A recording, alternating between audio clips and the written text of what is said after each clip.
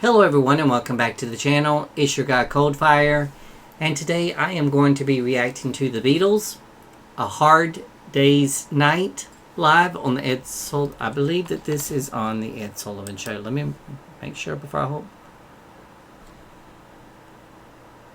Yep, live on the Ed Sullivan Show. February the 9th, 1964. So without further ado, let's get into this because, quite frankly, I know a few of their big hits, but I am not familiar with all of their songs. Because when I was growing up, I was more of a country music type of person.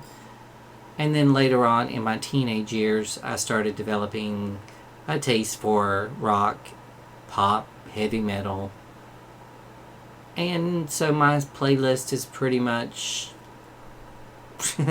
anything from Connie Francis and Patsy Cline to ABBA, Beatles, Elvis, Ozzy Osbourne, you name it.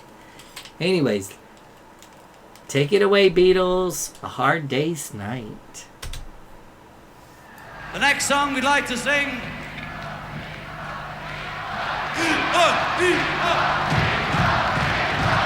called Hard Day's Night. It's been a hard day's night, and I've been working like a dog. It's been a hard day's night, I should be sleeping like a log. But when I get home with you, I find the things that you do make me feel alright. Oh, I work all day to get you money to buy a thing, and it's worth it just to hear you say you're gonna give me everything. So why on earth should I moan? 'Cause when I get you alone, oh, I feel okay. When I'm home, everything seems to be right. When I'm home, feeling you holding me tight, tight. It's been a hard day's night, and I've been working like a dog. It's been a hard day's night, I should be sleeping like a log. But when I get home to you, I find the things that you do make me feel alright.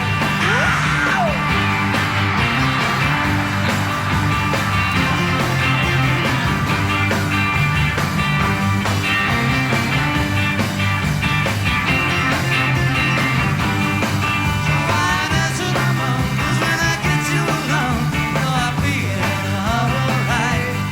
When I'm home, everything seems to be right. When I'm home, feeling you holding me tight, tight, yeah. It's been a hard day's night, and I've been working like a dog. It's been a hard day's night, I should be sleeping like a log. But when I get home to you, I find the things that you do make me feel alright.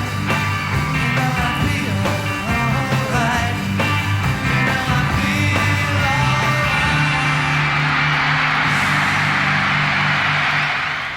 Yeah.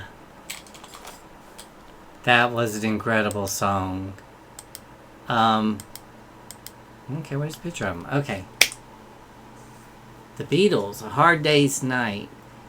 I saw that there was not only just women out there moving around, but there was also guys moving around. And this brings me to an age-old question that has always baffled me. How do I put it without sounding political about it? Everything's political in the sense, and I'm not talking about just Washington, D.C. Something can be political as far as cooking a meal. There can be disagreements. That's why it's called that's why they call it politics. It's just whatever, like if you argue about two different artists, That's political. But anyways, the main reason that a lot of people found rock and roll to be devil music back then was because of the fact that researching a lot of the rock and roll songs, I watched this documentary, and it was on public broadcast, PBS, Public Broadcasting Network System, whatever you call it. But anyways, they were saying that the reason why it was considered devil music was because of the way the audience reacted. You know, passing out and screaming and flailing around and everything. But isn't that what they do in the churches as well when they get the Holy Spirit? Because when I was younger, and then my mother eventually took me out of the church because of who I was, or what I was, or whatever, how you perceive it. Not guilty of who I am or who I love, because I've been the same person for 25 years. So it does not affect me. But how can you sit there and whenever I was going to church and I would watch these people, and the priest would put his hand on the person's face and they would pass out, hit their heads on pews, for God's sakes, but they would like start speaking in tongues and all this other stuff, which scared me completely to death, because I'm like, at a young age, I'm like, what the hell is going on? Why are these people acting like this? Are they okay? So this begs the question, what is the difference between fans doing that to an artist that they admire so much? Because you got to realize, up until Elvis and then came the Beatles, music was very somber. People just sat there and they listened. And I think America craved music that would get them up moving and make them feel good and dance and do these incredible things. And isn't that the same thing that people go to church for? Is to get that Holy Spirit, that feel good thing, that saying that they feel like He's entered their body and shown them love and acceptance and forgiveness. Just kind of saying, you know, my perspective. I'm not being a hypocrite or anything about it. I'm just trying to find out what is the difference between a rock artist causing people to pass out, faint, or do crazy things that was considered devil music, as opposed to going to a church or a place of worship and doing the same exact thing. So that was my biggest question. But I'm going to get off the soapbox now with that. But it just brought me up because there, you know, I know Elvis had a lot of the women screaming and falling around.